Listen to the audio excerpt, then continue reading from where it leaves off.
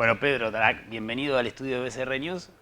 Muy interesante para nosotros empezar a hablar de paradigmas distintos y me parece que la economía de triple impacto, los sistemas B son un mundo en sí mismo y que está bueno que la sociedad empiece a entender estos procesos. Desde ya bienvenido y gracias por visitarnos. Muchísimas gracias, gracias por el interés. Contanos un poco los orígenes tuyos y esta manera de poder ver el mundo, tener una visión global y de transformación sobre todo. Mira, yo vengo de la historia de, por un lado, de las ONGs, luego de la filantropía, con la Fundación Avina, para el desarrollo sostenible. Y por ahí, en el 2009, un poco como producto de la crisis del 2008 en todas partes del mundo, empecé a llegar a la conclusión personal de que si seguíamos con la lógica de que en las ONGs se hacían proyectos pilotos o para paliar situaciones puntuales, en las empresas para ganar plata y en la política para escalar soluciones a gran escala, no íbamos a lograr nunca, digamos, respuestas a las expectativas de soluciones de la gente, Ujú. a la escala que la gente quería y quiere. Entonces ahí fue cuando muchos de nosotros es como que entramos en crisis, ¿no? Era la época que empezamos a enterarnos del diagnóstico de salud de la Tierra, que empezó en el 2009, ¿no? Así como vamos al médico, Sí, empezó a haber un sistema global de ver cómo estaba la Tierra como organismo, claro. ¿no? En sus distintos ecosistemas planetarios. Y en el 2009 se presenta el primer diagnóstico en la Universidad de Estocolmo y se presenta tres ecosistemas planetarios, el de clima, ciclo de nitrógeno y el de biodiversidad, como traspasados. ¿Eso qué significa? Que ya habíamos pasado un límite de, de la capacidad de esos ecosistemas de producir los servicios de vida, Claro. Que de son vida. oxígeno, agua, digamos, lo que necesitamos Sí, para vivir diariamente. tal cual, para cualquiera, no solamente los seres humanos, sino todos, ¿no? Entonces, más allá de que uno pueda creer o no los resultados de esos diagnósticos, yo, digamos, me entró cierta angustia. Coincidió con la crisis, los efectos de la crisis financiera del Ujú. 2008 y también coincidió con las primeras mediciones sobre la desigualdad creciente en cualquier parte del mundo. Ujú. El famoso 1% de la población que tiene Concentrar. más de 50% del patrimonio o de la riqueza global. Para mí, de alguna manera, ese fue un anticipo de que algo explota, Ujú. algo explota. Y el sistema, digamos, solamente de que los problemas colectivos, nacionales, locales, nacionales y globales, lo van a resolver ellos, los de la política, de izquierda, de derecha o centro, Sí. para mí me estaba haciendo agua. Y obviamente uno dice, pero estos problemas de este nivel de escala lo tenemos que resolver entre todos. ¿Pero cómo? Claro. Y ahí fue cuando, eh, digamos, un poco me empecé a mirar a mí mismo, ¿no? Y lo mismo le pasó a otras personas y empezaron a decir, hace falta un nuevo espacio para que todos los días podamos ser parte de soluciones de gran escala. Mira, después de la familia, el mayor número de organizaciones humanas son las empresas. Ujú. Y el mayor número de decisiones diarias son de naturaleza comercial. No son las más relevantes, pero es ese mayor número de decisiones sin darnos cuenta. Sin darnos cuenta compramos un boleto de colectivo, Sí. pagamos un caramelo o compramos algo, pagamos la luz o lo que sea. Pues el mayor número de decisiones Y diarias. atrás de eso no hay una conciencia colectiva del impacto. Entonces, ¿qué pasa? Con eso en nuestra conciencia, con estos otros tres amigos, dos chilenos y una colombiana, dijimos, necesitamos un nuevo sistema donde todos podamos participar. Participar como empresarios, participar como consumidores, participar como, digamos, inversores, pero básicamente necesitamos reformular qué significa un buen mercado, qué es un mercado saludable. Claro. Si es solamente medido financieramente o si es desde la creación de valor integral. Valor económico, social, ambiental, de corto y largo plazo. Y así nace lo que es sistema B, la alternativa a la A. La A como lo que ya conocemos, la B como el espacio de la innovación económica, ya no solamente tecnológica o social. En todo este recorrido, ¿con qué te fuiste encontrando? Entonces, en el momento que empezamos a pensar así, dijimos, yo mismo entré a empresas, ¿no? Con una empresa consultora en la Argentina, Guayaquí, una empresa cuyo propósito es la regeneración de la selva misionera y del sentido comunitario de las poblaciones que dependen de esa selva, indígenas y campesinas. Entonces, cuando entré a esta empresa, veía que ese era su propósito comercial, pero lo hace a través de productos basados en la yerba mate. ¿Y cómo lo hace? Le paga entre 40 y 60% por sobre el valor de mercado de la yerba mate, de la yerba de hoja de árbol en pie, claro, que tiene todas las propiedades de la selva, y es orgánico, y es natural. Y esa hoja se convierte en el insumo de los productos de esta empresa que se llama Guayaquí, ¿no? Guayaquí. Y se convierte en productos energizantes y productos como la yerba mate que se exportan en América del Norte, Canadá y Estados Unidos. Y ahora Chile, ¿no? Ahora bien, al pagarle entre 40 y 60% más a los pueblos indígenas y campesinos como proveedores, ¿qué se genera? Un mercado de consumidores que ayudan a la regeneración, es decir, a una solución social y ambiental con la fuerza del mercado. Claro. ¿No? No es ya por un subsidio, ya no es por, digamos, una política pública. Es simplemente la empresa que redefine su propósito. En vez de ser lucro como propósito, sí, a través de una actividad, sobre eso, sobre el lucro y sobre la actividad de producción y comercialización de productos basados en la yerba mate, tenemos el propósito de bien público. Claro. Es decir, igual que una ONG o igual que una política pública. Mucho se dice también te escuchaba y pensaba en la escala del producto, es decir, bueno, mucho se está debatiendo lo que tiene que ver con los productos transgénicos, cómo se alimenta el mundo de cara al crecimiento permanente de la población.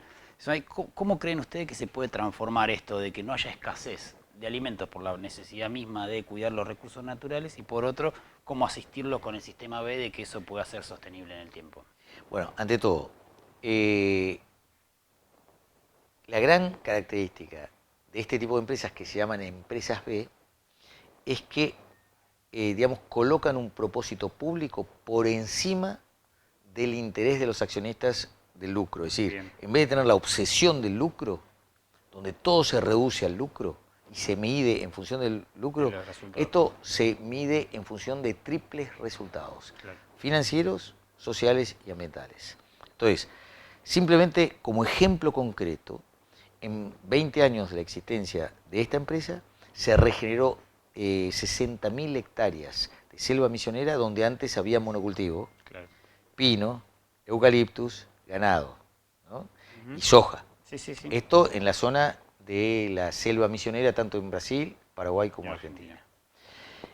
Los resultados concretos de esta empresa son 60.000 hectáreas en 20 años de existencia, regeneradas, donde vuelve a producir los valores de la vida. Claro. Ya que sin vida no hay negocio. No, está claro. No, eso está claro.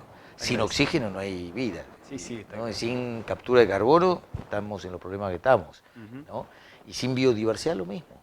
No se puede reemplazar la vida por simplemente seres humanos. ¿No? Entonces, el ser humano como parte de la vida. ¿No?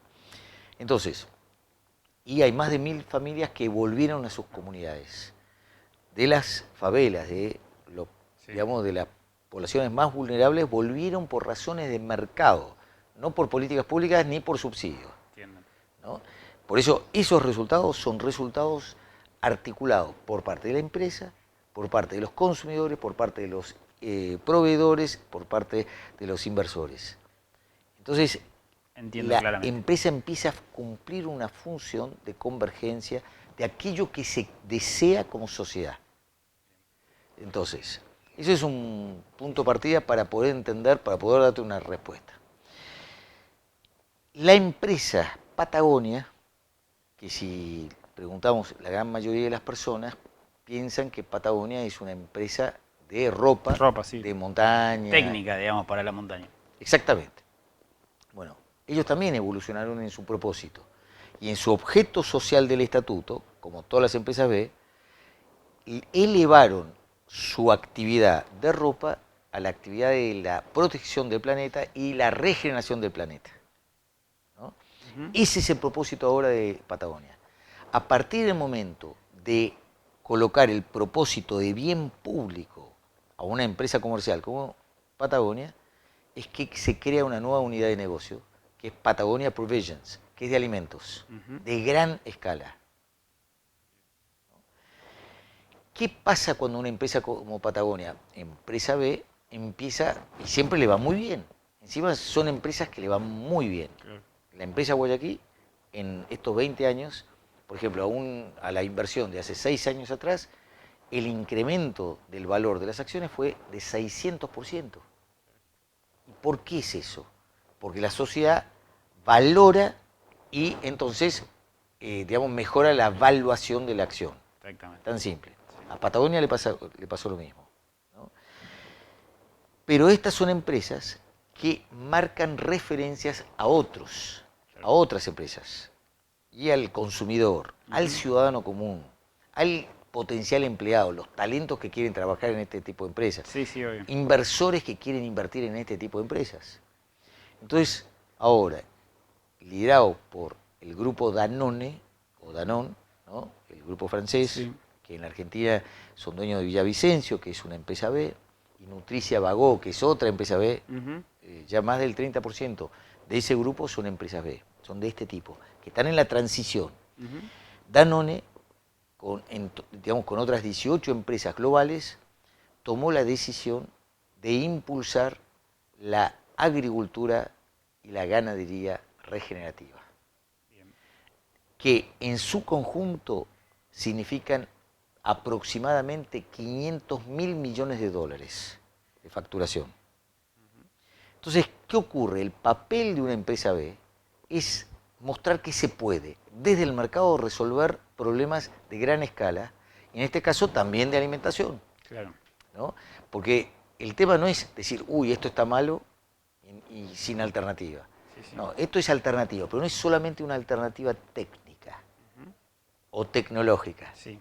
Son alternativas tecnológicas que tienen potencial de mercado que quieran comprar esos productos. Entiendo. ¿No?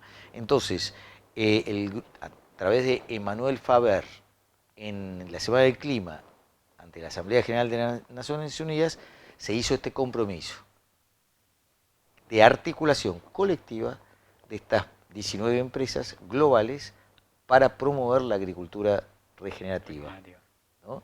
Y esto tiene que ver con una respuesta a cómo se hace estas transformaciones. Yo no soy un técnico para decir, mira... Sí, saco este ejemplo, pongo otro, está claro. No. Está clarísimo. Ahora, la innovación hasta ahora ha sido principalmente innovación tecnológica e innovación social desde las ONGs y desde las políticas públicas. Falta la innovación económica. Claro, yo tengo 40 años, tengo hijos chicos, y cuando hablo con ellos los encuentro con otro chip, digamos, tanto del consumo como de la manera de retarnos a los padres porque no tenemos cierto aspecto ecológico de la separación de la basura. Digamos, ¿ustedes creen que el mundo va a cambiar con las nuevas generaciones, que estas empresas de triple impacto van a ser una norma para todo el consumo global? Bueno, ante todo, no sé si nosotros o vos, yo creo que estamos en el mismo barco. Sí. ¿No? Así que yo te podría hacer la pregunta a vos. Sí, obvio. ¿No? Pero, digamos, ¿cuál es la apuesta? Que venimos todos de silos, de casilleros, como separados. Vos pensás, la lógica. Consigo un puesto de trabajo, ahí gano plata. De noche hago trabajo voluntario, en lo que me gusta. Me voy a las ONGs. De fin de semana me voy al medio ambiente. ¿Qué es eso? Nos hemos desintegrado, ¿no? Ahora, la lógica que hay detrás de todo esto es volver a integrarnos para ser personas sanas integradamente. Es decir, reconocer el yo, que todo individuo tiene derecho a la dignidad y a la plenitud de la originalidad por la cual uno ha nacido, y, entre comillas, planificarse, palabra que no existe, ¿no? Pero al mismo tiempo, cada uno de nosotros somos parte de una comunidad, somos parte de una manada, somos gregarios los humanos, sí. Entonces somos parte de manadas. Lo que le pasa a la sociedad nos pasa a nosotros. Y al mismo tiempo, digamos, el Homo sapiens, los mamíferos, la gran mayoría somos parte, digamos, al mismo tiempo somos parte de la Tierra. Entonces, no hay un mamífero que no sea parte de la Tierra. Por lo tanto, el ser humano tampoco. Lo que le pasa a la Tierra le pasa al ser humano. Lo que le pasa al ser humano individualmente le pasa a la manada. Es todo integrado. Entonces, porque de lo que estamos hablando es el proyecto de la vida en la Tierra. Claro. Entonces, no hay un tema de que si se va a lograr o no. No hay otro camino que reconocer que somos parte de la vida. Una vez que te reconoces con conciencia los límites de la vida, que es lo que ha pasado últimamente, los límites por primera vez existen generaciones que no saben si van a seguir viviendo. Esto es algo gravísimo, especialmente los más chicos. ¿Por qué? Porque la información que nos está llegando no es una información feliz de los límites ecosistémicos planetarios, ¿no? La información que viene del IPCC, del Panel Intergubernamental de Cambio Climático, no es una información muy feliz. Y esto es el sistema de Naciones Unidas que tiene fuentes de todas partes del mundo, de cualquier color político. Sí. ¿No? Y si no logramos bajar a 1.5 grados, bueno, está la discusión si es entre 1.5 y 2 grados, la temperatura promedio de incremento de los niveles preindustriales, no se sabe, digamos, si vamos a poder seguir viviendo como especie. Claro. ¿No? Bueno, ¿te imaginas que es la primera vez que tenemos estas conversaciones masivas a nivel global? Es la primera vez en nuestra historia. Entonces los más chicos piensan en eso. Eso es lo que está pasando. Entonces ya no es un tema de si me conviene económicamente o no, claro. Si políticamente es un tema que se nos ha impuesto a todos. Y por eso los movimientos de los más chicos. Sí. El fenómeno Greta. Sí, tapa la revista Time. Que salió en la tapa de Time. Es un fenómeno. Más allá si le crees, no le crees, si es verdad, la información no es verdad. En concreto, está ocurriendo. Entonces, frente a esto que está ocurriendo, es obvio que la manera de pensarnos, sí. Digamos, que yo nací con 2.700 millones de personas. Este mismo cuerpito ahora vive con 7.300 y pico de millones de personas. En la misma tierra, con la misma lógica de crecimiento infinito que tenemos todos en la cabeza, en una realidad absolutamente finita. Entonces, hay algo de inmadurez colectiva en nuestra civilización y crónica, tal cual, que nos obliga a reubicarnos y reorganizarnos. Aquellas empresas que le cae la ficha, que hay un problemón colectivo de la sociedad y que la empresa puede ser parte de la solución, tienen que hacer cambios ya no solo de buenas prácticas sustentables o de responsabilidad social empresaria, sino cambios a su genética organizacional. Exactamente. Y ahí viene la propuesta de lo que se llaman las empresas de triple impacto, y una de las categorías de las empresas de triple impacto son las empresas B, que cambian básicamente el propósito de la empresa. En vez de ser, digamos, básicamente lucro, a través de una actividad lícita, por supuesto, sí. Es la solución a los problemas que tenemos. Bajar la pobreza, ahí tenés una empresa como Algramo, de golpe limpiar los océanos, ahí tenés una empresa como Carún y Ecoalf, la inclusión en el mercado, digamos, laboral de las mujeres cabeza de familia, ahí tenés la multinacional Krebs y Waffles, la colombiana, mantener los bosques en pie, ahí tenés una empresa como que cotiza en bolsa como Natura Cosméticos, la brasileña, y ahora The Body Shop, ¿no? Y así, y tenés una cantidad, ¿no? Bueno, tenés Patagonia, que es la regeneración, Guayaquil, que es la regeneración, y son más de 3.000 empresas que ya tienen esa categoría y que juntas empiezan las acciones colectivas. ¿Están nucleadas en alguna organización o que las nuclea estas 3.000 empresas o cada una por separado? Se nuclea porque hay un sistema de certificación global y comparten una marca y una identidad. En vez de decir en vez de que cada una de estas tenga que contar cómo hace lo suyo, porque tiene estas características de cambio genético muy importante y de medición del triple impacto, de medición del impacto integral de una empresa, creación de valor económico, social y ambiental. Oíme, con la misma rigurosidad de medición de los resultados financieros, tenés que medir tus resultados sociales y ambientales, ¿no? Es el mismo nivel de importancia, ¿no? Entonces, ¿por qué? Porque es ahí donde creas el valor. Claro. Y el lucro para mí, como creación de valor, fue un error histórico. Una cosa es valor económico y otra cosa es lucro. Sí. Lucro es uno de los indicadores, ¿no? Indicador y herramienta clave para seguir haciéndolo todos los días, ¿cierto? Pero lo que vos creas es valor integral para los accionistas, para la sociedad y para el planeta, en el corto y largo plazo. Entonces, esta combinación de cambiar el propósito con medir tu impacto integral, tener un tercero independiente global que dice esto es verdad y que te ayuda además para llegar, para eso está el sistema B, ¿no? Y la ampliación del concepto de responsabilidad de la empresa hacia los accionistas solamente y ampliarlo hacia todos los grupos de interés, si hacia los empleados, hacia, digamos, la comunidad con la que se vincula, los clientes, los proveedores, los vecinos y el planeta, y con una gobernanza que te asegura la transparencia de tus resultados y la rendición de cuentas permanentes, ¿no? Todo eso es evaluado y con los cambios en tu estatuto de cada uno de estos elementos. Con eso sos invitado a ser parte de este nuevo sector empresarial, porque es empresarial, que empieza otra historia del sistema económico. Algunos dicen que es un neocapitalismo, otros dicen que es un neosocialismo. ¿Viste? Otro puede ser sobrevida, digamos. Es otra lógica. Sí. Bueno, los resultados, por ejemplo, bueno, todos estamos al tanto de lo que está pasando en Chile. Una de las preguntas, de las tantas preguntas, porque necesitas 80 puntos de 200, pero hay un montón de preguntas que tenés que responder y se te evalúa según el grado de respuesta a esas preguntas. Una de las tantas preguntas es si tu empresa tiene una política de reducción de la brecha entre el que más gana y menos gana. Imagínate qué pregunta. Imagínate, por ejemplo, en Chile creo que el promedio creo que era como 1.800 veces entre el que más tiene y el que menos tiene. Sí.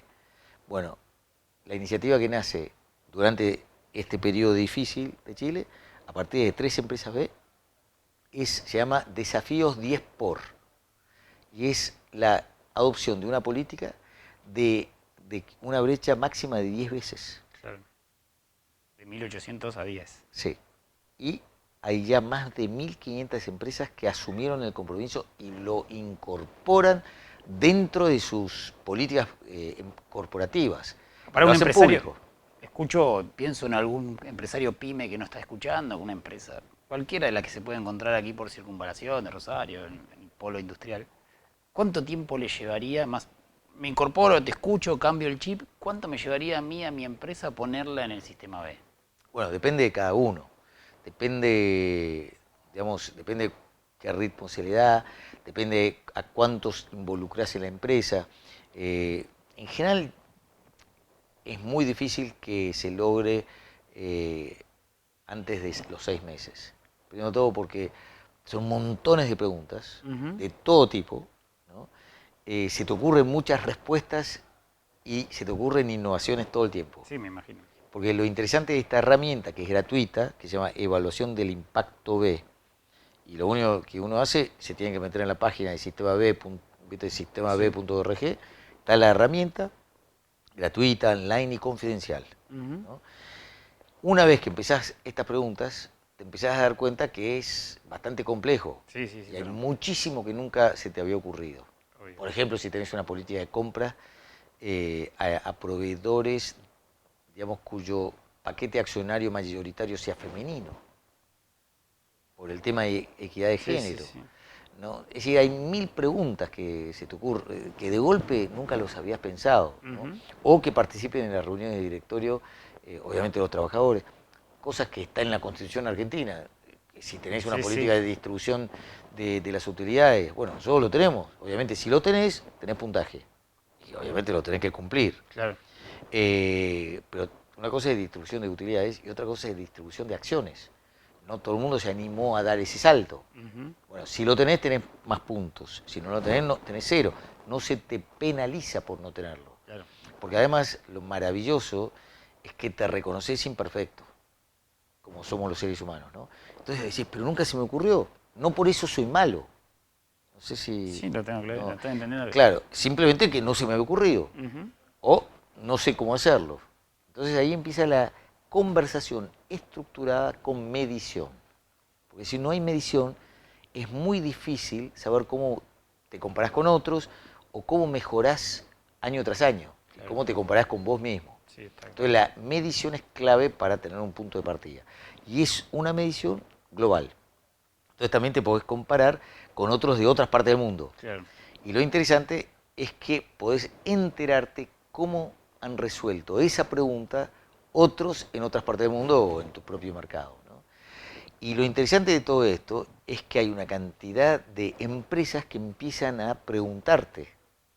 Entonces es una foto que te sacás con la medición, Claro. ¿no? Así como te sacás la foto con lo financiero, Sí, sí, sí, te ¿viste? la empezás a sacar con Con los tres claro, verticales. resultados sociales y ambientales, pero al mismo tiempo. Claro. No es por separado. Pedro, te agradezco mucho por el tiempo y felicitaciones. Un Otra placer. cosa no me va a Muchas decirle. gracias. Gracias. Muchas gracias.